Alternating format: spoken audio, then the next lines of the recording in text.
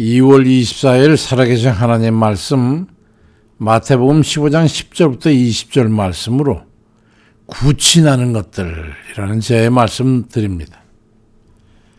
사람의 몸 안으로 들어가는 것과 나오는 것을 한번 좀 구분해 보십시오.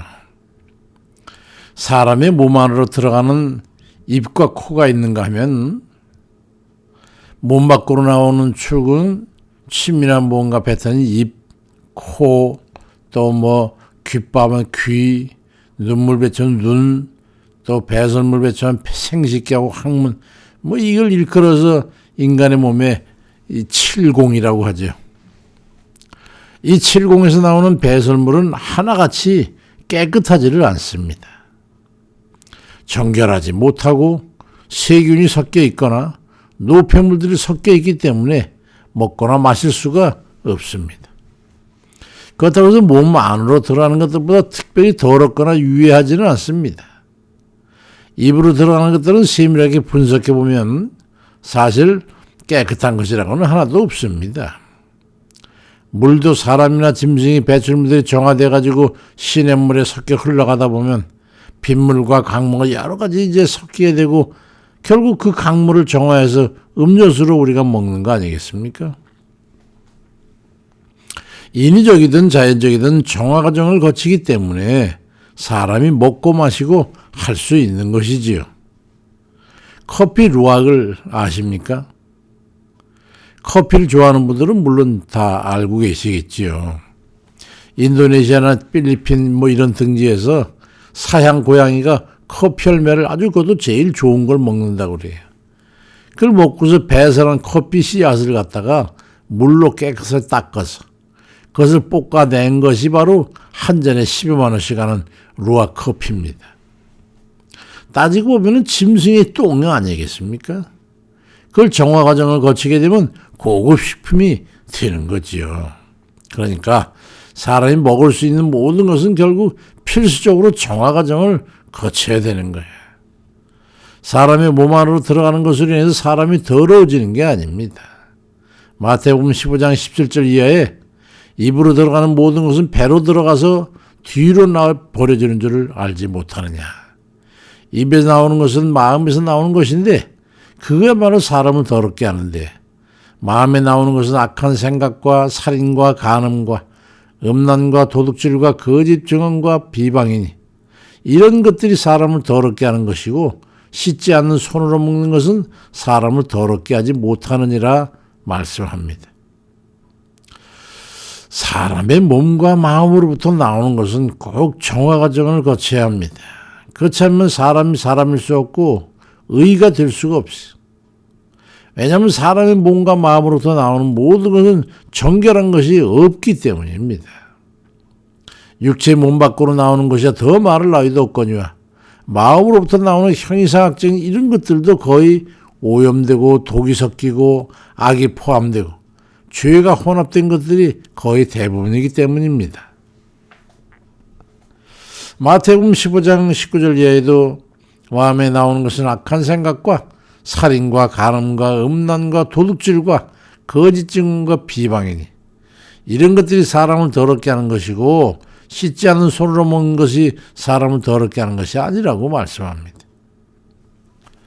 2차 세계대전 당시에 일본이 사람을 대상으로 해가지고 인체 실험을 통해서 생화학 무기를 개발하고 생체 실험을 통해서 세균 표적의 효과와 그런 것들을 실험하고 또 약을 개발하는데 실험용으로 사용했던 그 731 부대라고 하는 천인 공노할 기관이 있었지 않습니까? 이 부대의 부대장이 이시라고 하는 중장이었는데 이 사람도 생화학 박사였어요. 의학 박사였죠. 그가 개발한 정수기는 전후에도 오염된 식수를 정화해 사람들이 마시는 식수를 생산하는 데 사용되기도 했었습니다.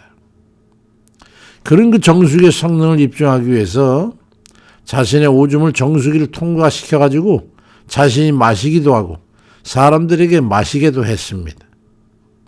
실험 결과는 지하수나 식수보다 더 순수한 수질을 보였다고 합니다. 우리의 마음으로부터 나오는 온갖 더럽고 추악한 모든 것은 정화를 거치지 않으면 사람 자체와 사람이 살아가는 이 세상을 죄악으로 오염시키게 돼서 선용할 수 없는 아주 무익하고 해악한 것들로 만들어버리기 때문에 반드시 정화해야 합니다.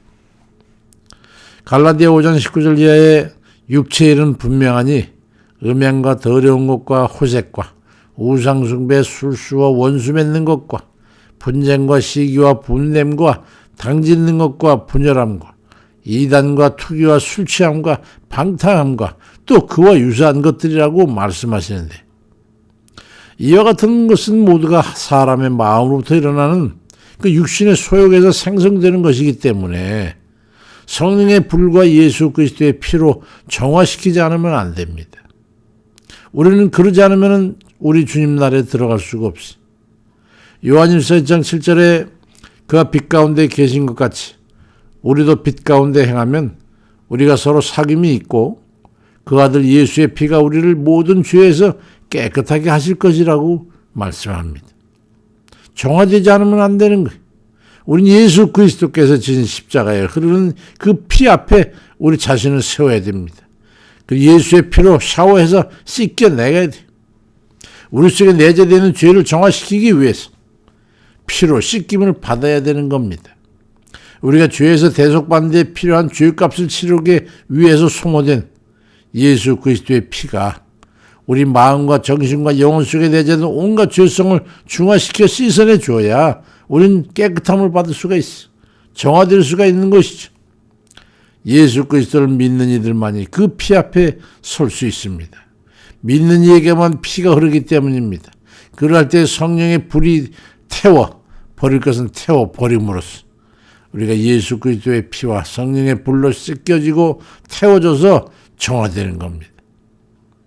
그래서 예수 그리스도를 믿고 그 믿음으로 주의 이름으로 뉘우치고 용서를 구하고 돌이켜 나아가 의로워 선한 삶으로의 변화를 기할 때 그 회개를 통해서 씻김받고 정금 같은 믿음으로 정련돼 가지고 거듭나게 되는 겁니다.